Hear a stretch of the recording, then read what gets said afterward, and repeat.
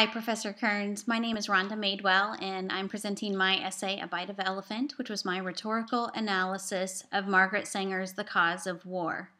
My thesis was that the result of Margaret Sanger's attempts to sweep her readers up in outrageous, highly emotionally charged arguments and equally extreme solutions to her perceived problem of overpopulation is a propagandistic essay characterized by faulty evidence, extremist sources who supported her radical ideas, and psychological tactics that were fraught with emotionalism designed to bring the readers into her cause.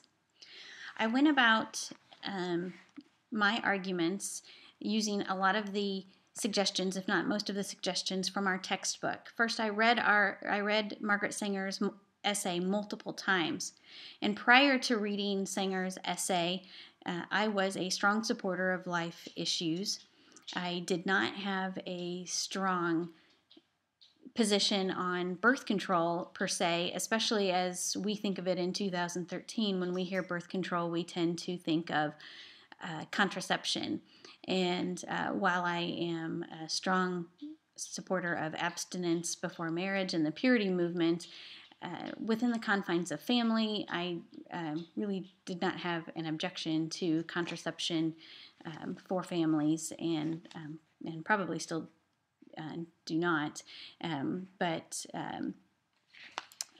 in all of my readings, I had to be very careful to not let my biases on the life issue taint what I was reading. I really wanted to read her essay and gain a better understanding of where she was coming from, what her agenda really was, and to try to learn something not only about her and her issue, but also about mine and where exactly I stood with those issues. So again, I followed many of the suggestions from the textbook in my multiple readings of Sanger's essay. I did research names that I did not recognize, and anything I had a question on, I put a question mark in the text and then looked that up later. And I isolated Sanger's main points, or what I felt her main points were, and then attempted to corroborate them for her, as opposed to just immediately trying to tear them down. I felt like her main points were that overpopulation, or overbreeding as she prefers to call it, causes war, that nations purposefully promoted women to overbreed in the name of their patriotic duty, with the sole purpose of causing the need for more territory, which then would give them the go-ahead to cause war. And that birth control, and again, she was not talking about just contraception, is the real cure for war. I also researched some of Sanger's other writings and a little bit about Sanger's history in an attempt to ascertain her motive for writing and her agenda, the agenda for her cause. And finally, I analyzed Sanger's writing style, relying heavily on what I have learned in English Composition 1 and English Composition 2 thus far, and specifically identified her appeals using logos, pathos, and ethos. And I felt that by breaking down the styles and strategies that Sanger used in her writing, I could better understand what she was selling to the reader. And the conclusions that I reached was that, number one, undoubtedly Margaret Sanger wrote a very powerful essay. We can look back on history and see that her cry was heard and it was accepted. Once illegal, birth control is now widely accepted in today's society, and as values around birth control and other reproductive rights, as they like to call them, have loosened. We've seen the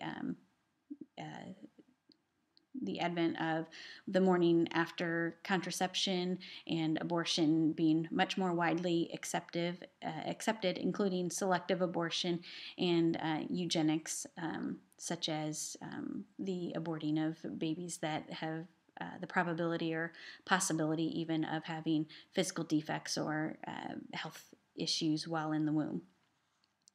Taken at face value, Sanger's claims are compelling, but I concluded that if you even barely scratched the surface, that her claims really fell apart and that her true agenda was exposed.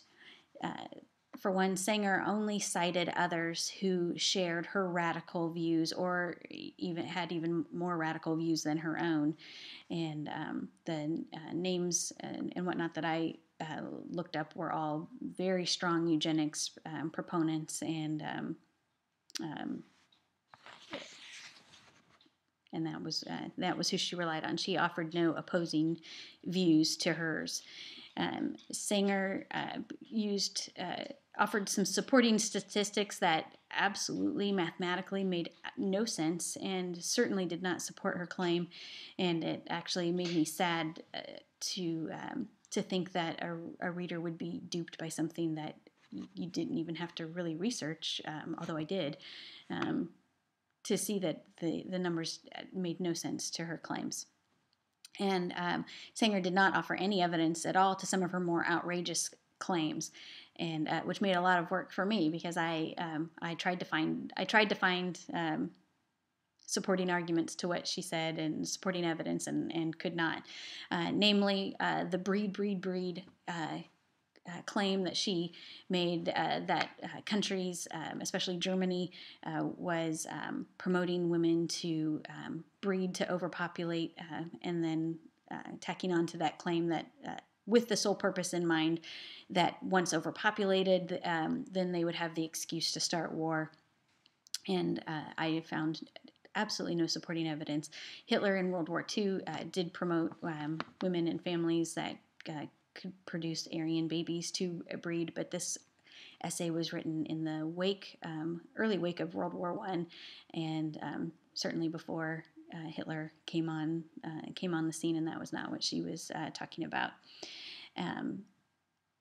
And a psychological tactic that she used. Really, the whole article was very emotional, highly emotional, and meant to appeal especially to women, and used a lot of those tactics. But one particular psychological tactic that I felt like she used was Annie Besant's suggestion in her trial, the quote from her trial suggesting the very extreme eugenics tactics that a society could adopt, and I felt like she pushed the readers to the brink of what most would find horrific, and then pulled them back by saying, we're not promoting or saying we should do this. We're only saying that we should control the birth rates in our families, in our nations, and in the world, so that we can end war.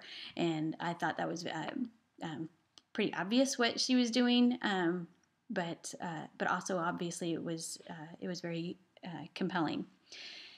And my final conclusion is history did not support her thesis that birth control would end war, and